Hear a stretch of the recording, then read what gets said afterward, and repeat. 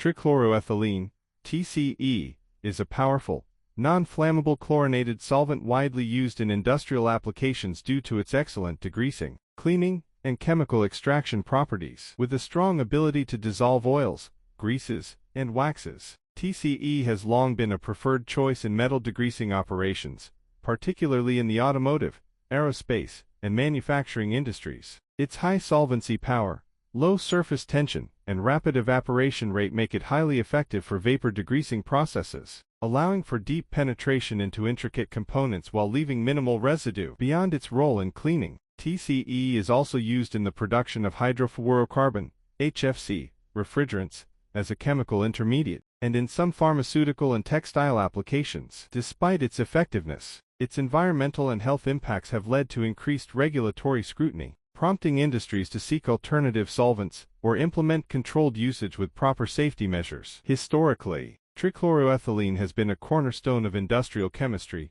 with widespread use dating back to the early 20th century. Its stability under heat and chemical resistance made it invaluable in various applications, from extracting vegetable oils to serving as an anesthetic in medical procedures before safer alternatives were introduced. However, concerns over its potential carcinogenicity and groundwater contamination have resulted in stricter regulations across many countries. Efforts to mitigate risks include improved handling protocols, advanced vapor recovery systems, and ongoing research into environmentally friendly substitutes. Despite these challenges, TCE remains an indispensable solvent in many industries, valued for its unmatched performance in applications where other cleaning agents fall short. As regulations evolve, the focus continues to shift toward responsible use, innovation, and safer alternatives while maintaining the high standards required in industrial cleaning and chemical processing.